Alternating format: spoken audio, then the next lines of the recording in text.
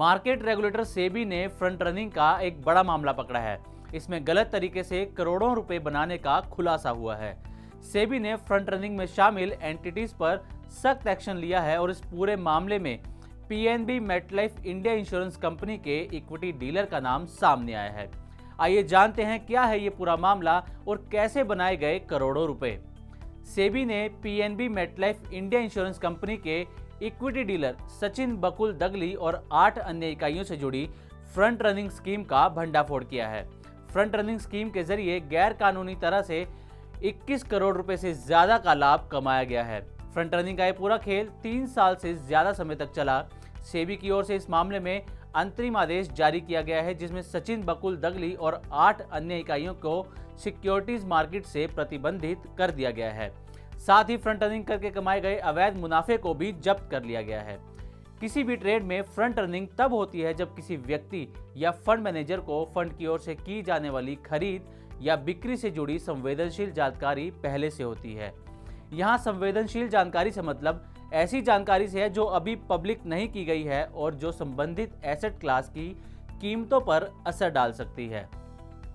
जब भी कोई म्यूचुअल फंड या बड़ा निवेशक किसी शेयर में ट्रेड करता है तो उसका असर शेयर की कीमतों पर पड़ता है। आमतौर पर फंड से जुड़ा अधिकारी या ब्रोकर जो फंड की ओर से ट्रेड करता है, फ्रंट रनिंग के मामलों में वह ट्रेड से पहले ही इसकी जानकारी लीक कर देता है या फिर इस जानकारी का इस्तेमाल करके वो खुद या फिर दूसरे व्यक्ति या कंपनी के माध्यम से पहले ही पोजीशन बना लेता है। इसके बाद जब डील होती है तो शेयर के बड़े दाम पर पोजीशन बनाकर मुनाफा काट लेते हैं।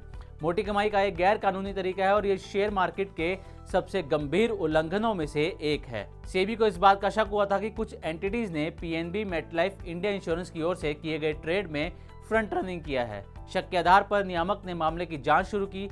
जांच का मकसद ये पता लगाना था क्या संदिग्ध एंटिटीज ने डीलरों या फंड मैनेजर सहित अन्य लोगों के साथ मिलीभगत करके पीएनबी मेटलाइफ के ट्रांजैक्शन की फ्रंट रनिंग की और इस तरह से सेबी के prohibition of fraudulent and unfair trade practices यानी पीएफयूटीपी नियमों और सेबी अधिनियम के प्रावधानों का उल्लंघन किया गया है।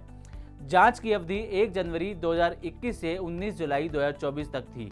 सेबी ने अपनी जांच में पाया कि पीएनबी मेटलाइफ में ज्यादातर लेन देन से जुड़े मामले एग्जीक्यूशन के लिए सचिन दगली को सौंपे गए थे। पीएनबी मेटलाइफ के इक्विटी डीलर सचिन दगली और उनके भाई इन्वेस्टेक के इक्विटी सेल्स ट्रेडर तेजस दगली ने पीएनबी मेटलाइफ और इन्वेस्टेक के इंस्टीट्यूशनल क्लाइंट्स के आने वाले ट्रेड के बारे में गोपनीय और पब्लिक नहीं होने वाली जानकारी तक पहुंच बनाई।